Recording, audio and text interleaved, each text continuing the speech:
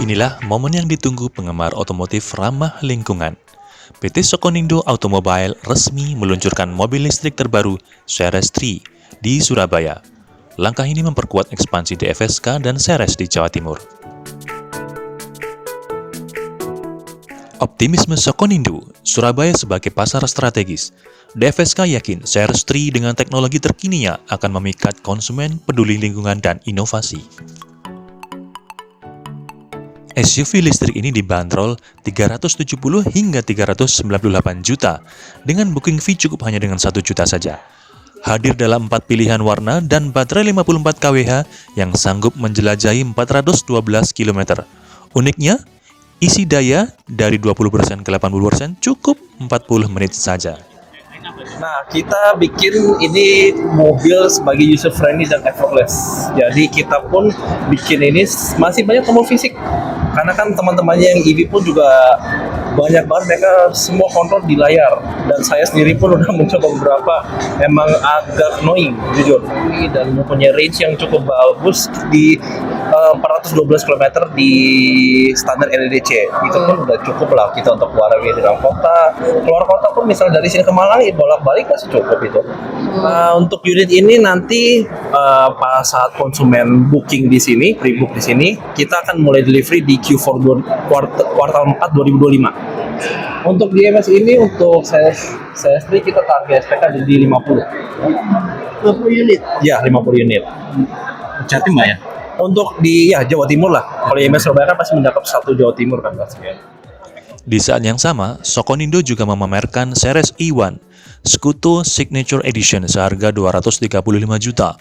Kolaborasi dengan Skuto Indonesia ini menawarkan warna two-tone eksklusif dan garansi baterai selama 8 tahun.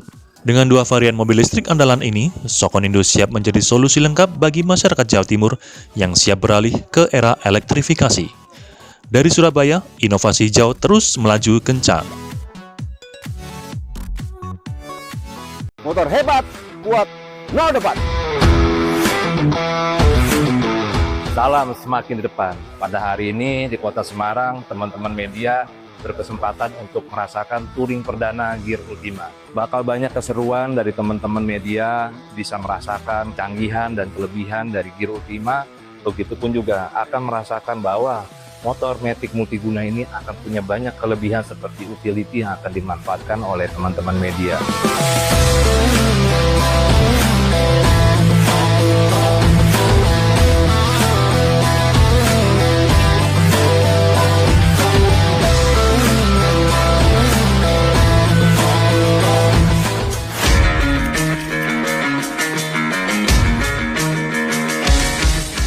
Kita udah belanja banyak banget, ada perabotan rumah ya, corong tuh, sama ada beberapa sembako. Ini saya akan masukin ke dalam bagasinya Yamaha Gear Ultima, karena memang bagasi itu gede.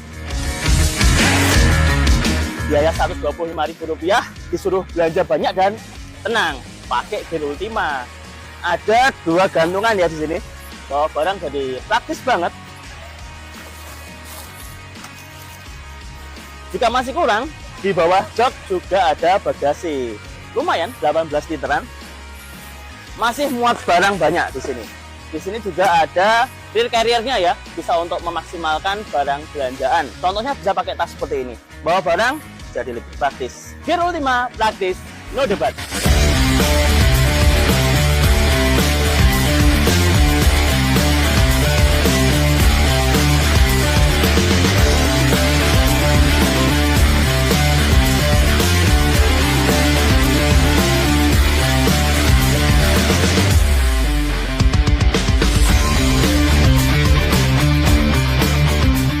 Saat ini saya sedang menghadiri acara Yamaha Gear Ultima Media Test Track yang diadakan oleh Yamaha dengan rute dari Yamaha Flagship Shop Semarang menuju ke ini kawasan Ungaran. Dan jalur yang dilalui lengkap banget ya, dari jalur perkotaan yang padat, termasuk juga naik turun. Tadi melewati salah satu jalur yang asik, nanjaknya mantep banget, yaitu di Jalan Baru Ugin. Nah, dari situ ketahuan bahwa performa mesin dari hybrid Blue Core dari milik Gear Ultima ini ternyata mumpuni banget buat diajak nanjak-nanjak. Jadi dengan torsi yang besar ya, 10,6 Nm, gampang banget membopong motor yang bobotnya 95 kg ini untuk naik ke sini. Jadi tidak ada hambatan lah, gampang enteng aja. Dan tenaganya 8,3 horsepower juga menurut saya sudah cukup banget.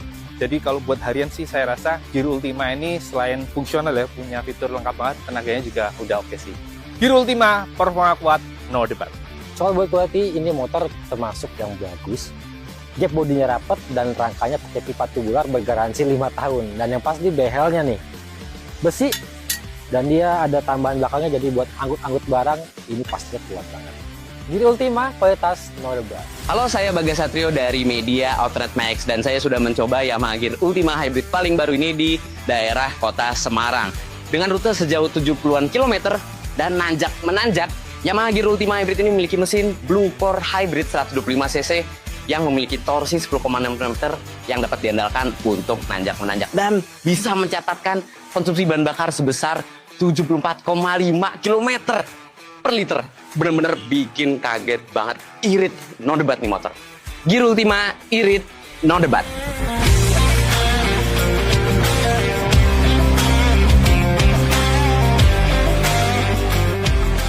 Gear Ultima, motor hebat, kuat, no debat. Yamaha, all respon.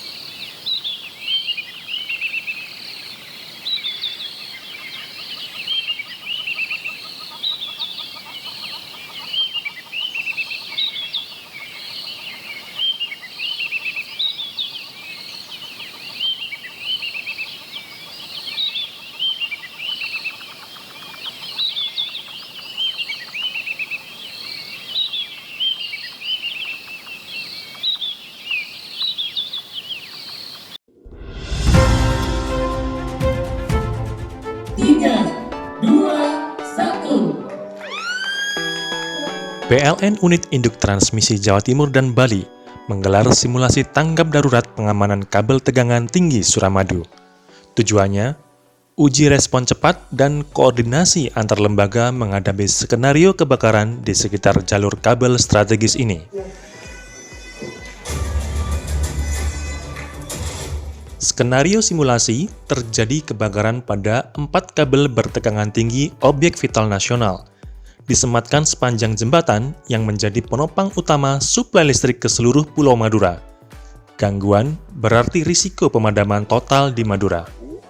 Lalu berdasarkan historis dan tentunya berdasarkan analisa, memang kemungkinan gangguan bisa terjadi ya dari 4 kabel. Kita sudah pernah terjadi 4 kali gangguan di kabel ini ya. Yang mungkin teman-teman juga pernah dengar dan meliput beritanya.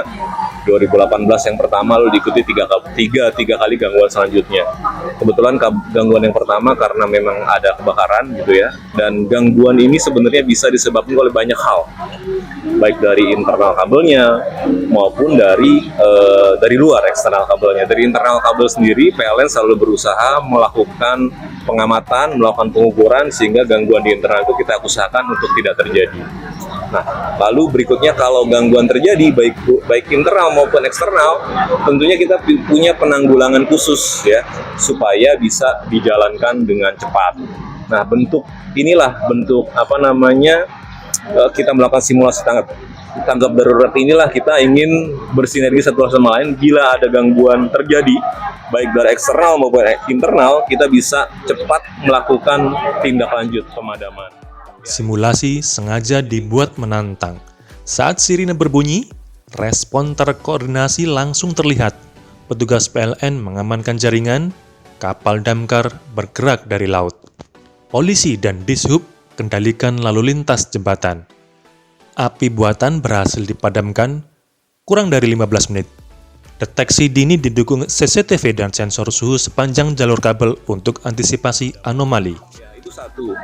Jadi kembali gangguannya ini kita simulasikan kebakaran, tapi gangguannya bisa jadi di luar kebakaran juga bisa.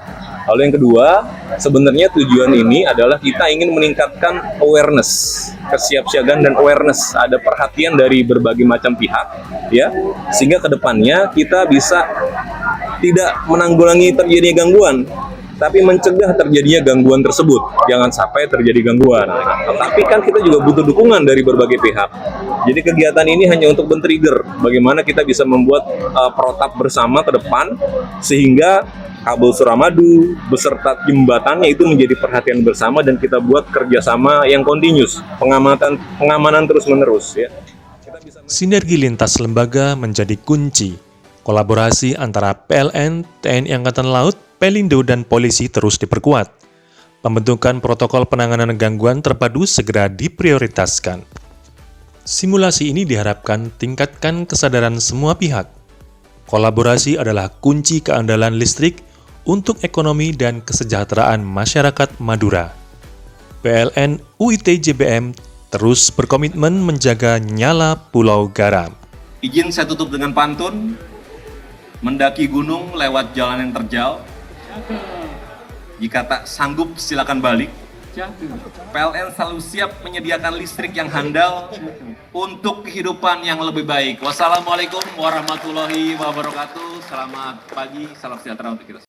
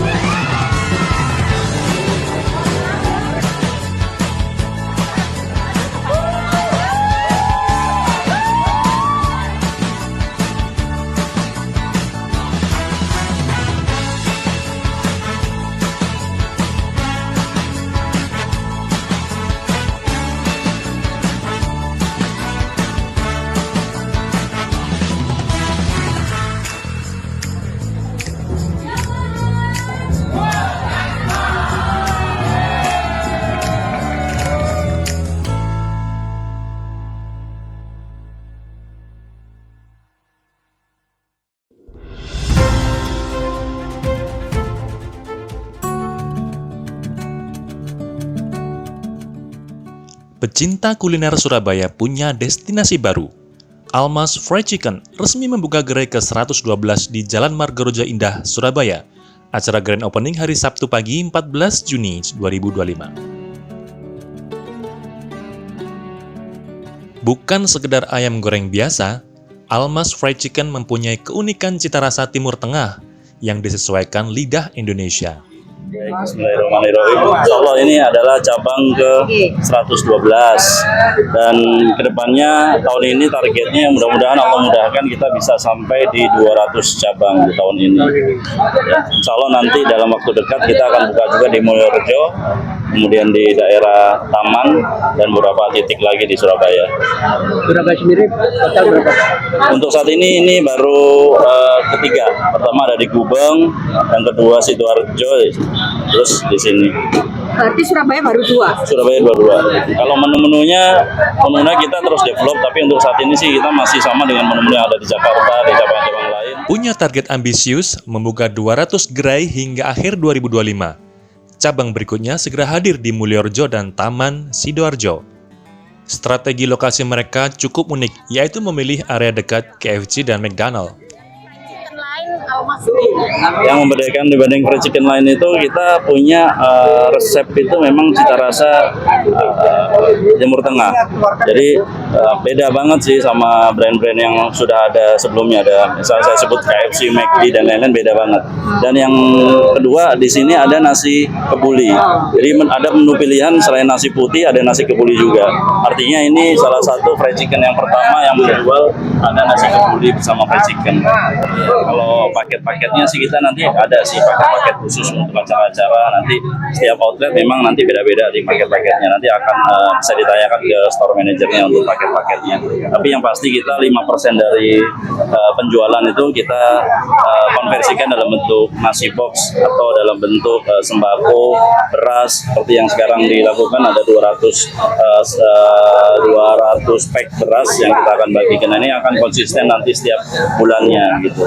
Dari 5% dari penjualan, artinya kalau teman-teman yang ada di Surabaya berbelanja di Almas Fried Chicken, insya Allah ikut berkontribusi terhadap 5% donasi ke lingkungan sekitar. Harapannya setiap ada outlet Almas yang berdiri di radius 2-3 km nggak ada orang yang kesulitan untuk mendapatkan makan.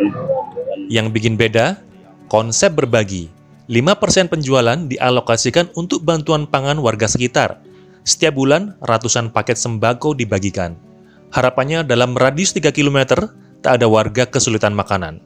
Tambahan 5% laba disalurkan untuk Palestina. Almas sengaja menghindari buka gerai di mal. Pertimbangannya memudahkan kegiatan sosial dan syiar agama. Dengan ayam rempah khas, nasi kebuli, dan program sosial nyata, Almas Fried Chicken Margarojo siap jadi pilihan kuliner yang lezat sekaligus berfaedah.